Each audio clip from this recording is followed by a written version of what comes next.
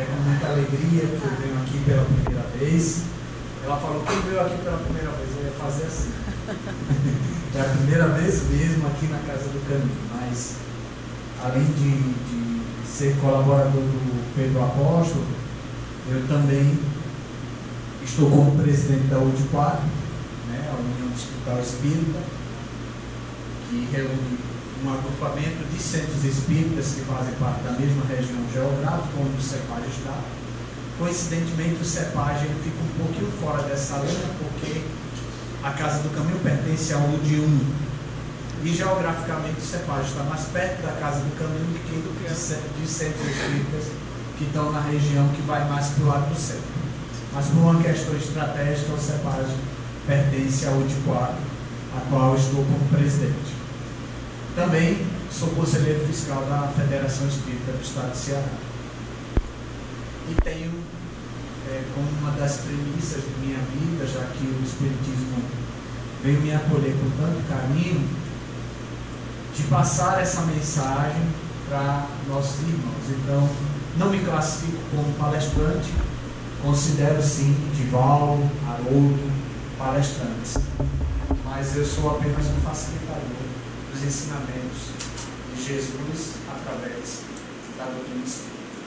Então, meus irmãos, o nosso tema é reféns do preconceito. E é fato contundente isso.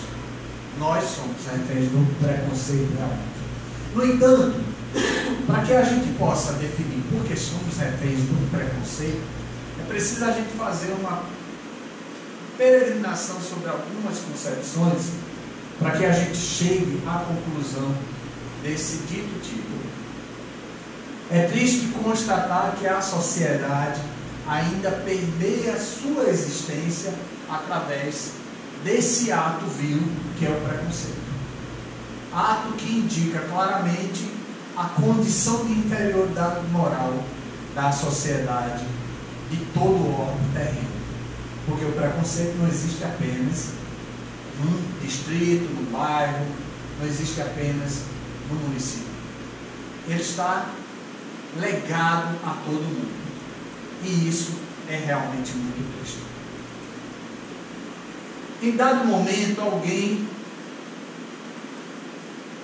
afirma que Kardec tem escrito essa mensagem: nascer, viver, morrer, renascer de novo e progredir continuamente, tal é a lei. E eu fiz questão de trazer essa mensagem porque ela nos faz perceber claramente que estamos em processo de aprendizagem continuada.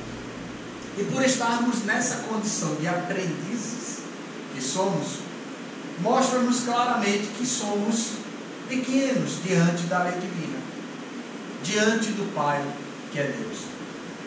E por este fato, não temos como questionar determinadas atitudes que a humanidade ainda toma. Podemos sim não contribuir para que o erro permeie a vida da gente. Podemos não contribuir para que o erro seja uma tônica da nossa existência e não ser cúmplices das atitudes que algumas pessoas tomam. Só para esclarecer por que se definiu que Kardec teria criado essa frase, que é um equívoco, em algumas pesquisas feitas, a gente encontra na Revista Espírita de 1861 a mensagem seguinte: para chegar a ele é preciso nascer. Ele, no caso, é Deus, ao progresso, né? Morrer e renascer até que se tenha alcançado os limites da perfeição. E aí, lá na lápide onde estava Kardec, alguém escreveu isso, resumindo dentro de uma concepção o que seria exatamente essa definição que Kardec tem lá na Revista Espírita em 14 de outubro de 1861. Ok? Mas somos reféns do preconceito e podemos definir diversas formas de preconceitos, né? Um dos piores, sem dúvida alguma, é o social, porque ele é sectarista, ele separa as pessoas. a gente distingue as pessoas. É como se o pobre fedesse e o rico cheirasse. É como se o pobre não merecesse respeito e o rico merece. E aí a gente faz uma analogia com os tempos passados. Isso é um vício que se impregnou sobre a ideologia, né? Onde só quem está numa classificação social mais elevada parece ser mais respeitável e honroso do que aquele que não é. E a gente percebe claramente que isso não é um fato. Deus não faz o rico eternamente. Da mesma forma que os que são pobres, pobres dentro de uma concepção apenas social, que fique bem claro, eles não são eternamente pobres. E principalmente quando a grande maioria dos pobres são espiritualmente mais evoluídos do que muitos ricos que nós conhecemos. Existe uma apologia equivocada ao sexo. E aí, esse preconceito que está destruindo famílias por conta da ideologia de gêneros, por conta da liberdade de expressão, por conta do direito de ser quem é, onde equivocadamente nós consideramos as pessoas que têm sua sexualidade bem definida como erradas ou como pessoas rejeitáveis dentro do ponto de vista social. É como se a sexualidade fosse uma espécie de doença ou de vírus. Quantas vezes que nós, em rodas de conversa, encontramos pessoas falando sobre A, B ou C e dizendo, mas fulano é gay, cicrano é lésbica. Gay e lésbica é a mesma coisa, gente, não tem diferença nenhuma. Mas é assim que as pessoas fazem. Ah, tem aquela história que agora o homem pode virar mulher. Ou vice-versa. Como é que pode? Onde é que está Deus que aceita isso? A gente questiona Deus. Quando eu trouxe a mensagem lá na frente, nascer, morrer, renascer, e esse processo progressivo continuadamente, a gente deve se lembrar, para quem já conhece alguma coisa do Espiritismo, que o Espírito não tem sexo. Para ele, a definição morfológica é totalmente irrelevante. Tanto que nós nascemos hoje dentro dessa condição física, homem ou mulher. Mas podemos, sem dúvida alguma, desencarnar e por merecimento ou até mesmo o processo expiatório, termos um sexo novo. Porque o espírito só vai evoluir se ele tiver a compreensão e a sensibilidade dos dois sentidos da existência. E aí quando a gente olha alguém que vem com o sexo A e tem uma tendência natural à sensibilidade do sexo B, e se identifica ideologicamente, morfologicamente, psiquicamente com o sexo B, e daí?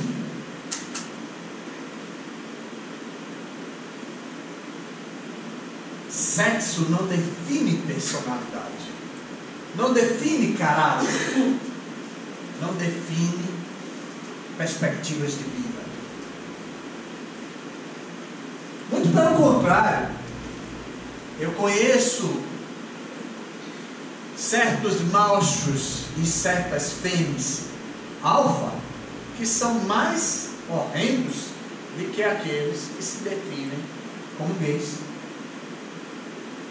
em suas condutas, em suas atitudes. Eu estou falando de cunho pessoal, mas eu sei que vocês também conhecem.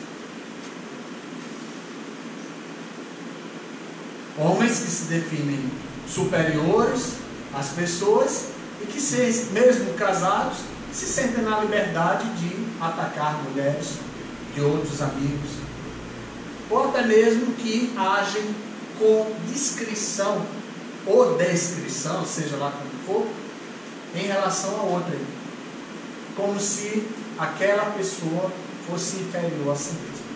E isso não só acontece de homem para os outros, mas acontece também de mulheres para os outros.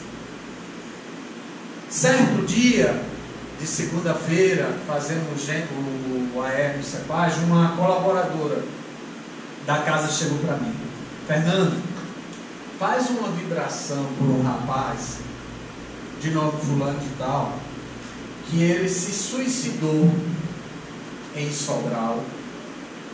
Ele se jogou de um prédio porque a mãe, católica fervorosa, não aceita o fato do filho ser homossexual. E ela julga que isso é uma coisa demoníaca e que isso é doença. O menino não superou essa crise, enfrentou uma severa depressão e terminou abdicando da existência carnal. E a mãe, não tendo nenhum peso de consciência, aí eu disse: vou rezar também por ela, porque ela está precisando mais de compaixão, talvez, do que o próprio filho. Não posso classificar até se ele estava no processo obsessivo. É muito provável que sim, mas enfraquecido pela rejeição da mãe, que certamente, na grande maioria, o filho homossexual tem uma idolatria pela mãe. Ele se sentiu minimizado ao ponto de que ele não via por que ter vida. E é muito triste. Então, o preconceito sexual é muito sério. Para falar a verdade, gente, o preconceito é a própria doença. Político, nem vou falar muita coisa porque é terrível, né? É horrível falar sobre política, não é a minha proposta, mas essas ideologias que estão se espalhando pelo nosso país especificamente, né? Elas são muito tristes, e a gente vê, na verdade, que as pessoas botam carapuças erradas na cabeça para poder conquistar os seus lugares, e lá na frente a gente termina descobrindo quem elas são realmente, né? Mas então eu não vou entrar nesse assunto, mas existe muito preconceito, que na verdade, gente, tudo isso é ideológico. Religioso, né? Eu sempre falo que religião não define ninguém. A religião significa religar a Deus, ao ser superior. O templo é o mais irrelevante. Não importa se é espírita, se é católico, se é evangélico, se é budista, se é macumbeiro, umbandista, enfim. Como é teu coração? Como você age em relação ao outro? Qual é o teu comportamento? O que você faz de bom para o seu próximo? Porque eu conheço, honestamente, não espíritas, não religiosos, muito mais cristãos do que muitos de nós. Gente que se define grande espírita, muito conhecedor, palestrante, mas que tem condutas deploráveis.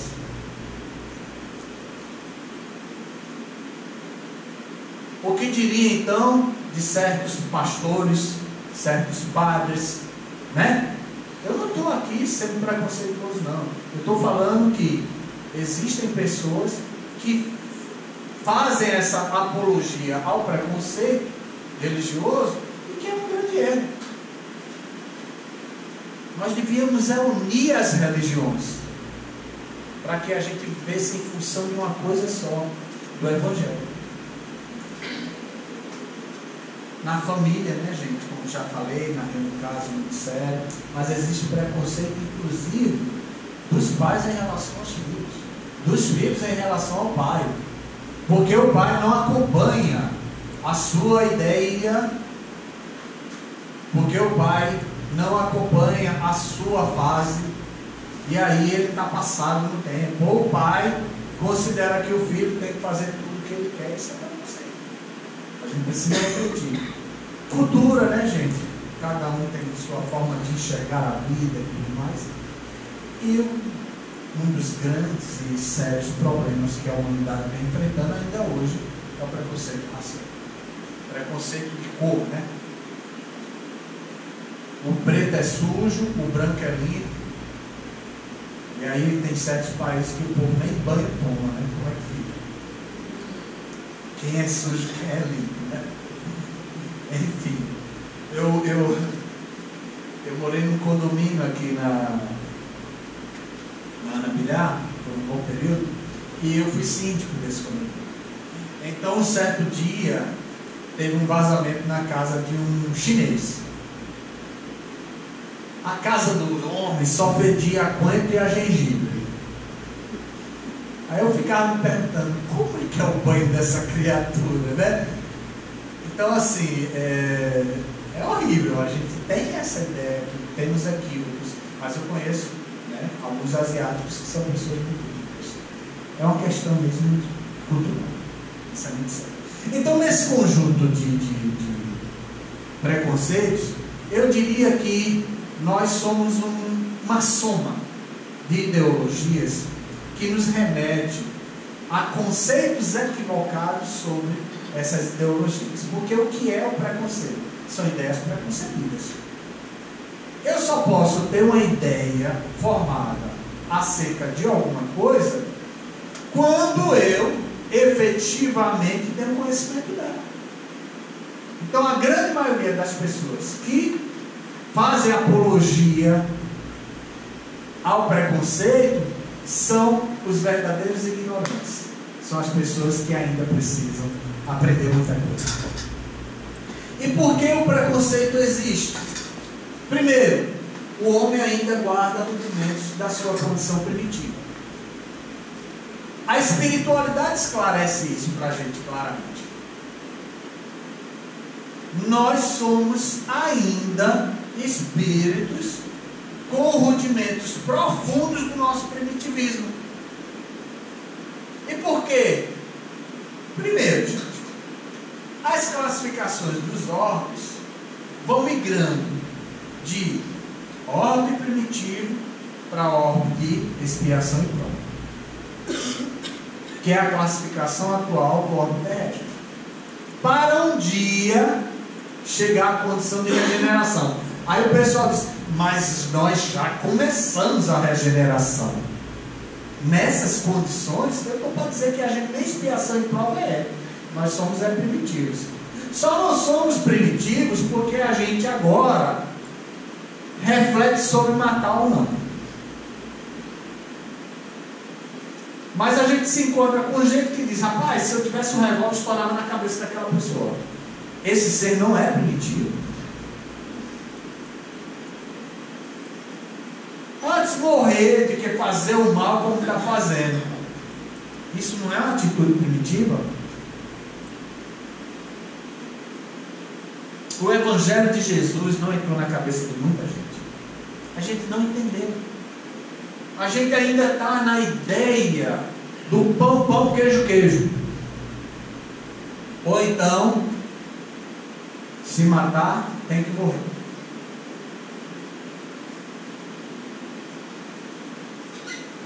A gente ainda acha que é melhor torar realmente, literalmente falando, a mão que foi objeto de uma atitude errada. Ou arrancar o olho, se o olho levou o indivíduo ao pecado. Esquecemos que tudo isso são ideações.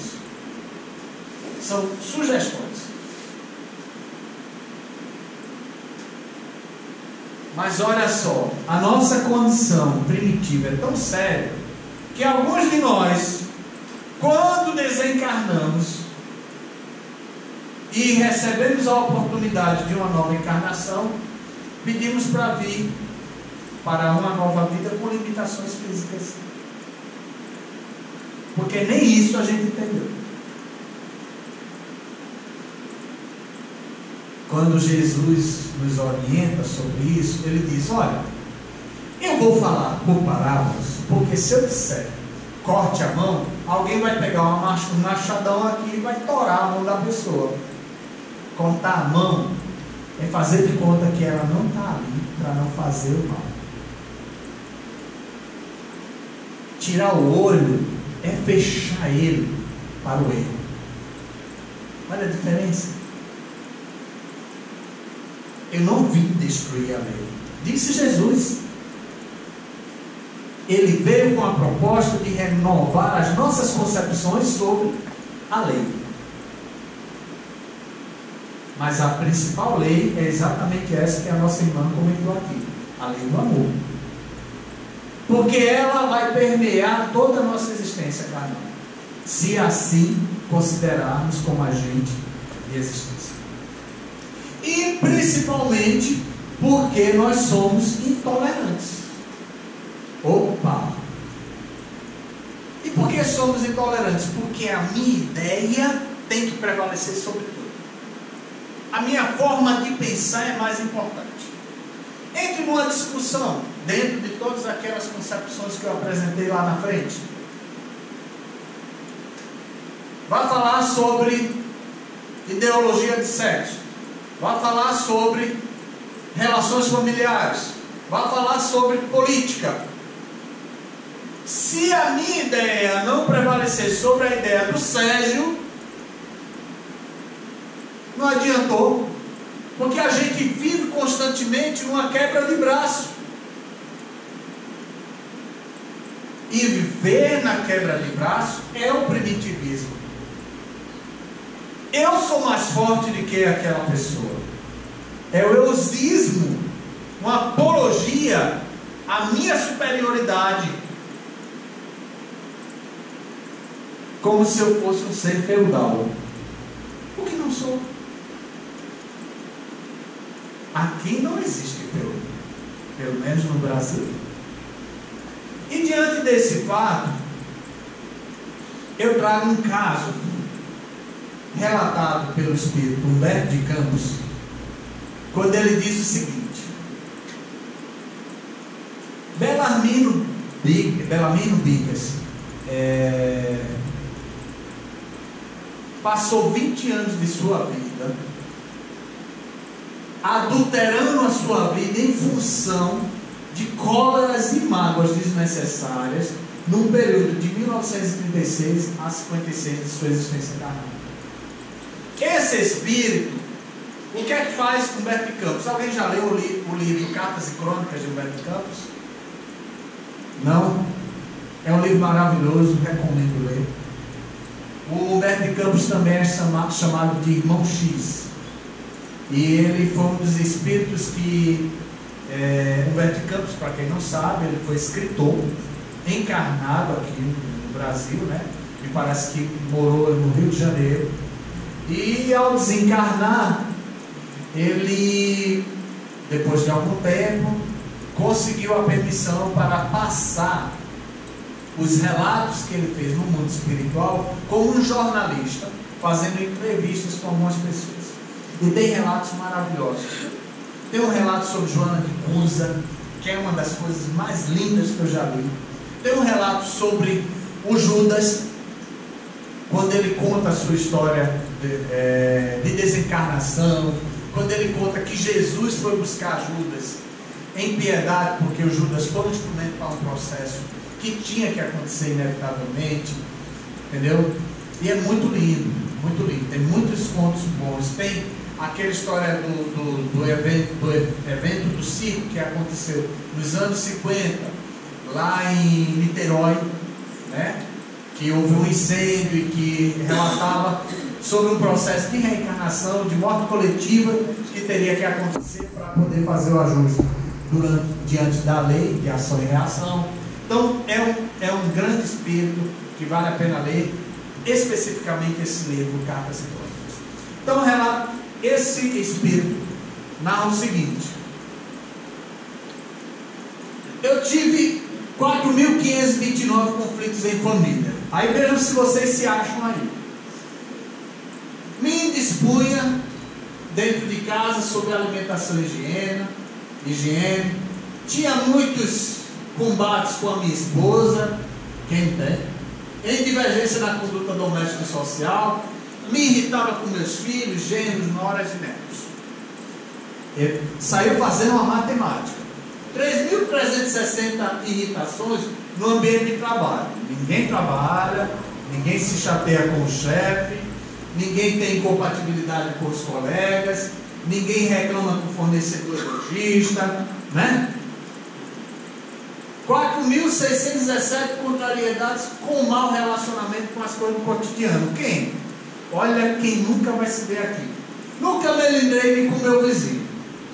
Meu vizinho é santo, eu também. Meus amigos, nunca fui contrário a eles. No supermercado, nunca xinguei um trabalhador de supermercado. Porque é aquele produto que estava na prateleira errada, né? É ridículo isso, mas tudo bem. Nunca briguei com um barbeiro, com um alfaiate, motorista de ônibus. Nunca reclamei em nenhuma viagem de veículo particular. Ou leiteiro, na época dele, né? Tinha leiteiro, padeiro, garçom, porque o alimento chegou errado. Nunca me irritei, né? Serviço de telefonia, gente, olha, Oi, Telemar, tudo mais que a gente pode contar. Não tem mais Telemar, mas tem TIM, né? E vai. Opiniões religiosas, nunca discuti religião na minha vida. E tinha incompreensões com irmãos de fé no tempo espírita. Nunca aconteceu, né, não, Angélica? Principalmente no tempo espírita, a gente nunca teve nenhuma chateação por nenhum colega de casa espírita. E para encerrar, 901 irritações, né, por engano ou inquietação diante de pessoas imaginárias ou da perspectiva de acontecimentos desagradáveis que nunca sucederam. Tem gente que morre por antecipação, não é não? Dá um exemplo. A pessoa vê aquela comida, aí olha para a cara dele: essa comida vai me fazer mal.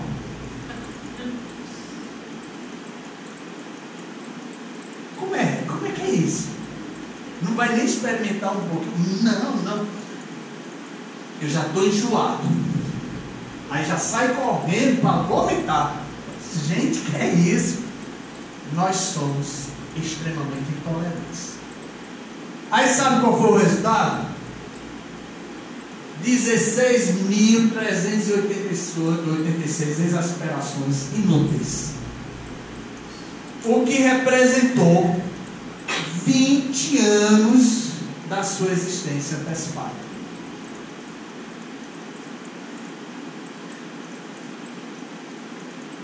Esse espírito tinha uma programação de viver X anos, e por conta da sua conduta, do seu caráter, do seu comportamento, ele morreu antes. O intolerante vive pouco. Conclusão: o preconceituoso é um intolerante, é um doente psicótico, é uma pessoa que precisa se cuidar e se conhecer melhor para mudar o seu comportamento, a sua atitude. Peço desculpas se tiver alguém que tem ideias diferentes das minhas. Não estou querendo impregnar sobre a mente de ninguém a minha forma de enxergar as coisas, porque é impossível numa palestra você também não externar a sua opinião. Essa é a parte em que Fernando encerra, e aí a gente traz, né, duas reflexões. Que conclusões tiro da história do Bernardino Picas? Eu me enxerguei em algum momento dessas colocações dele. Eu preciso me policiar mais. Eu preciso revisar a minha vida. Porque, gente, vamos combinar. Quem é que no trânsito não se irrita? Quem é que nunca teve nenhuma irritação no transporte público? E é por besteira. Às vezes é pela fila que está muito grande. Quem é que não fica irritado numa fila de banco? E todo mundo sabe que quando vai para banco tem que ter bastante tempo disponível. Ave Maria, hoje é dia de banco. Meu Deus do céu, vou perder meu dia. Já sabe. Aí chega lá e fica com raiva. Você não já saiu de casa dizendo que ia perder o dia? Faz uma prece. Se prepara. Vou para o meu trabalho. Meu trabalho está um saco. Não suporto meu chefe. Não suporto meu colega. Aquele cara que senta do meu lado é irritante. Aquela mulher que chega falando com todo mundo. Eu não quero ir lá falar com ela. Sai do emprego. Arranja outro. Ou então muda de profissão. Porque se não está dando certo, tem que tomar atitude, tem que ter a coragem para mudar. Ah, eu não posso perder meu emprego porque é o sustento de casa. Então se prepara para lá na frente tomar as atitudes que tem que tomar. Se não está dando certo, o errado sou eu. Então eu tenho que refletir sobre mim. O pior agente do preconceito sou eu mesmo. Porque eu não consigo me entender. Eu tenho rejeição a mim mesmo às vezes. E eu preciso refletir sobre isso. Não é fato? O Evangelho nos diz o seguinte, segundo a irmã Rosário: amemos-nos uns aos outros e façamos aos outros o que gostaríamos que nos fizessem. É fácil? Não, né? Sabe por quê? Porque eu venho sempre em primeiro lugar. Mestre, o que eu preciso fazer para te seguir? Aí Jesus diz: segue os mandamentos. Isso é uma conversa do jovem, né? Com Jesus. Mas eu sigo. Eu amo Deus. Eu amo meu próximo. Eu não adultero. Eu não isso. Eu aquilo. Perfeito. Agora venda seus bens e divida com todos. E só depois me siga. Aí o rapaz baixa a cabeça e vai embora. Tudo é hipocrisia.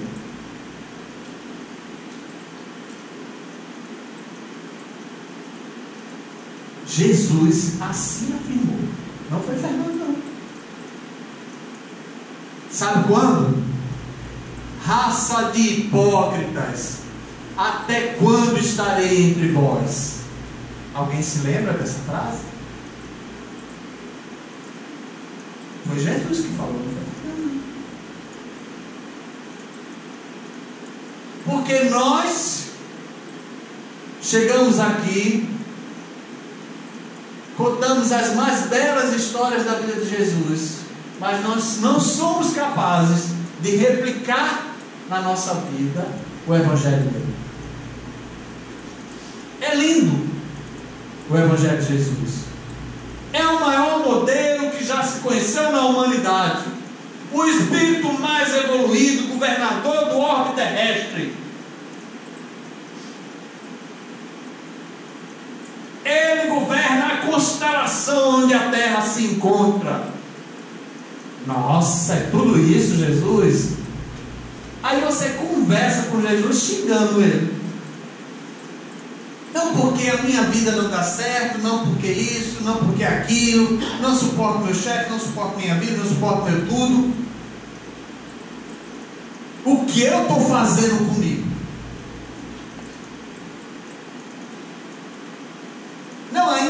ter que dar de cara com aquele negrinho, aquele branquelo, que eu tenho que conviver de todo jeito com ele. Eu não suporto esse povo. Preconceito.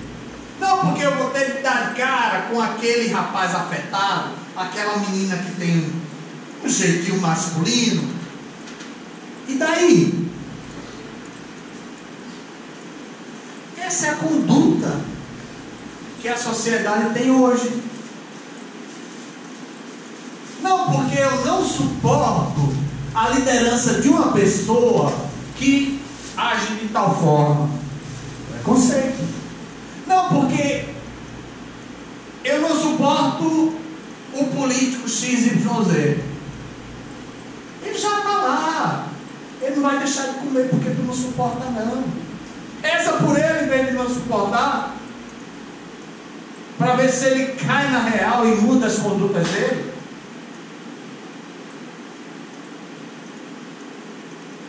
Mas o Evangelho nos orienta mais. A caridade moral consiste em tolerardes uns aos outros. E isto é o que menos fazeis. Está errado?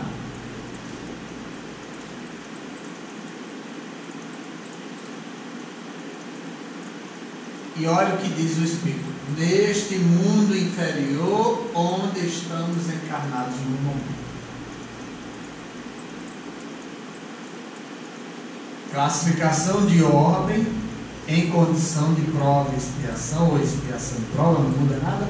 A ordem do fator não altera o produto. O mundo que ainda não entendeu o que é evolução. Porque a evolução, ela está consistida sobre a condição moral.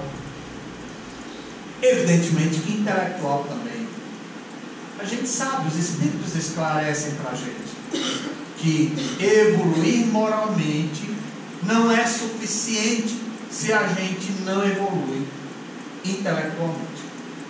E é por isso que o Espiritismo preconiza a ideia de que devemos estudar tanto.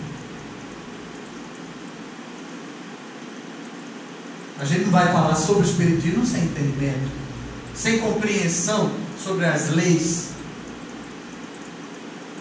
de compreensão sobre Deus. Tão sério que lá no Livro dos Espíritos, as 3 perguntas são em torno de uma definição do que é Deus. E resposta final: pobreza de linguagem para algo que não conhecesse. E eu ainda me pergunto: conhecemos Deus?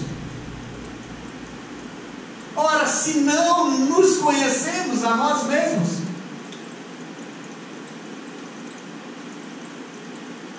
quer ver um exemplo? Eu, quando jovem, tinha determinadas atitudes, X, Y, Z. Me tornei adulto.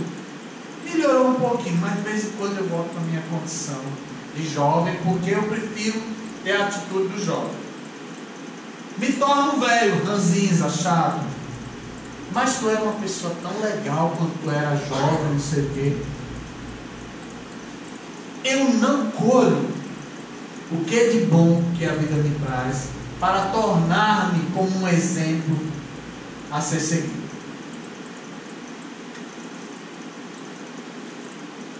Aí a gente lembra Santo Agostinho, que traz aquela menção maravilhosa. Já dizia o filósofo: conhece-te a ti mesmo. E ele dizia até mais: eu sempre antes de dormir fazia uma reflexão de como foi o meu dia. Procurava encontrar na minha consciência se tinha algo que não me acusasse sobre a minha conduta em relação às pessoas, para que eu, por fim, pudesse dizer que o meu dia foi bom.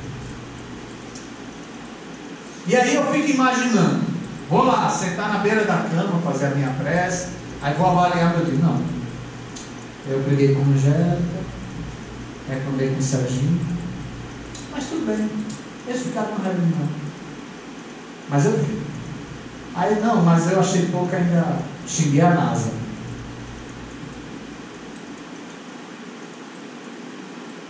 E eu acho que as minhas atitudes foram normais. Aí a gente fala igual a juventude. Alô? A gente não se conhece. A gente volta muito mais para a nossa condição infantil, onde a gente não procura se entender. E às vezes a gente briga com as pessoas por bobagens. Sabe por quê? Porque a gente não se põe no lugar do outro. É muito fácil xingar o irmão dentro da nossa concepção equivocada sobre a vida, sobre as coisas, de que reconhecer que nós somos factíveis, que nós somos fracos, que nós somos errados. Porque o erro é muito mais fácil estar do outro lado e não em mim. Mas se o erro está do outro lado, por que eu tenho o gesto doentio de fazer isso? Esquecendo que quando eu aponto o dedo, eu deixei 3 voltados para mim. Então, para cada um erro que o meu companheiro de caminhada tem, eu no mínimo tenho 3 piores. E sabe por que a gente percebe tão claramente o erro do outro? Porque esse erro no mínimo já está dentro de mim. Porque é fácil enxergar a fraqueza do outro. Mas tire a trave do olho.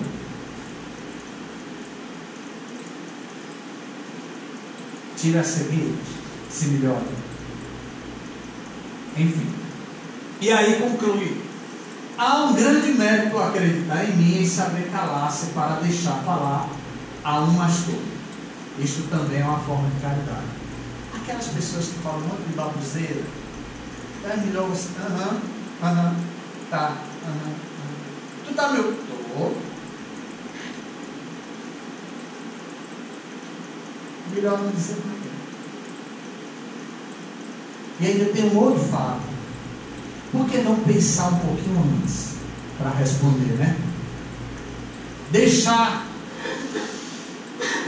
aquele fogo interior ficar mansinho com um copo d'água. Dormir uma noite para refletir e no outro dia amanhecer sereno. Sabe por quê? Você desdobrou, recebeu orientação espiritual, voltou mais calmo do desdobramento. Isso se você orou para isso, né? Se não orou, vai voltar o filho do cão, né? Brabo, com todas as unhas encravadas, com um pisão no pé, que dói. Então, a gente precisa refletir. Diz ainda a irmã Rosário: fazer-se de surdo quando uma palavra de menosprezo escapa de uma boca habituada a zombar, não ver o sorriso desdenhoso que vos recepciona nas casas de pessoas que frequentemente, sem razão, acreditam ser superiores a vós, quando na vida espírita a única real estão algumas vezes bem longe disso. Eis o merecimento não de humildade, mas de caridade, pois não observar os erros dos outros é caridade moral. Sabe por que nós somos preconceituosos? Porque a gente faz tudo isso. Ao contrário do que está aqui, a gente faz isso.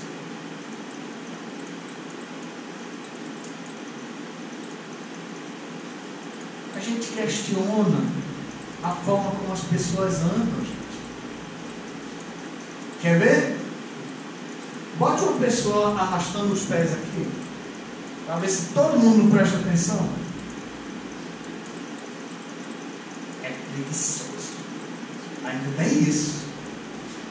Não, porque gente que anda arrastando os pés não tem nem coragem de andar direito. Não trabalha, não faz. Você tira uma conclusão sobre a vida da pessoa só por um momento em que a pessoa passou por você. Pior, me encontrei com a Ana, que não é um fato, é só uma simbologia. Não gostei da Ana. Impossível, é fato, sem dúvida. a gente tira conclusões precipitadas. Não, pior, meu santo não bateu com o dela. Ué, gente, tem santo? Que espírito é esse que fala de santo? Acho que todo mundo fala, sabe por quê? Porque a gente tem impregnado sobre as ideologias que foram lançadas na cabeça da gente desde quando a gente nasceu. Os conceitos de certo e errado que são totalmente deturpados, enquanto a gente não obtém o que mais importa para a nossa existência carnal, o conhecimento. O preconceito só vai deixar de existir quando as pessoas abrirem mão das futilidades para se entregar ao estudo, ao conhecimento. E não só o conhecimento convencional da relação em sociedade, o conhecimento do amor que Deus tanto nos ensinou através de Jesus.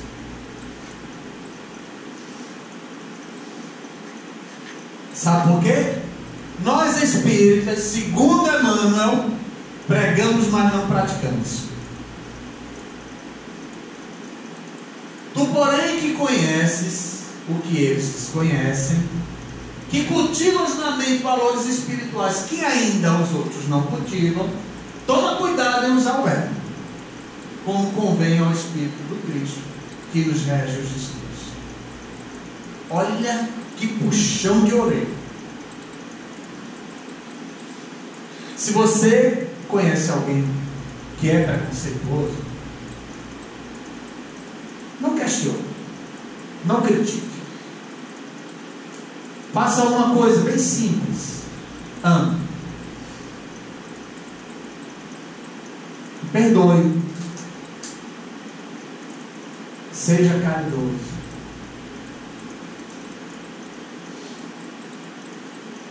Diante de uma situação conflituosa, se pergunte como Jesus agiria nesse momento.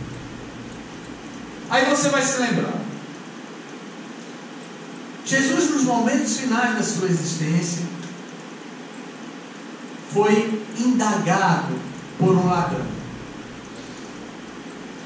que pediu a compaixão dele.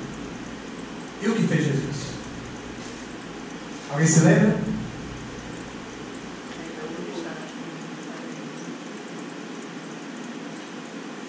Ele julgou o ladrão.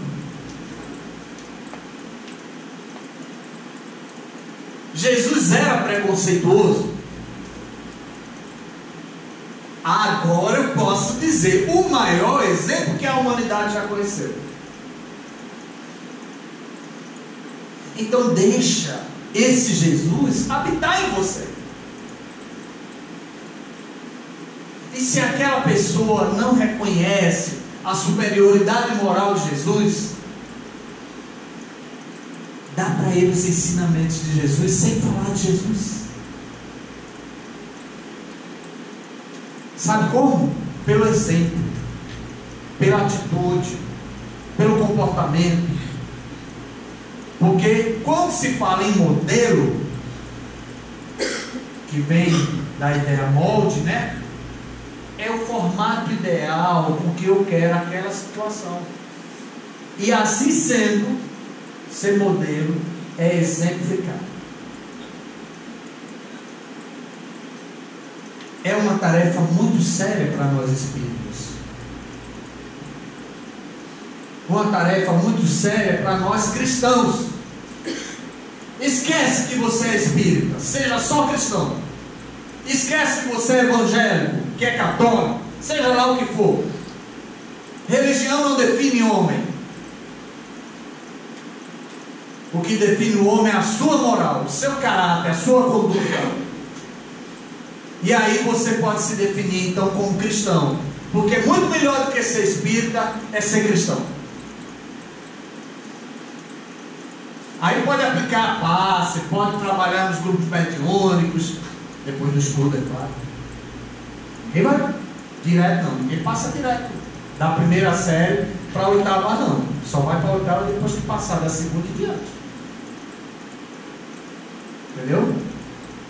Compreendi esse evangelho, então agora eu estou entendendo o que o Emmanuel está dizendo. Preste atenção.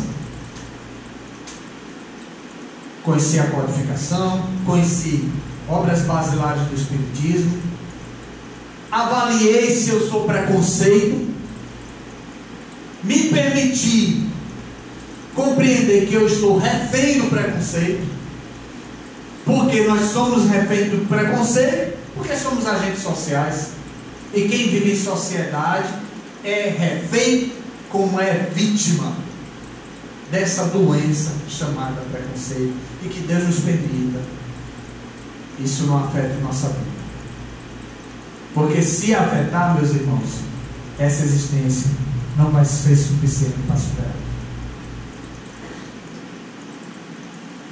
Amemos-nos uns aos outros, e que Deus tenha compaixão de nós. Muito obrigado, meus irmãos.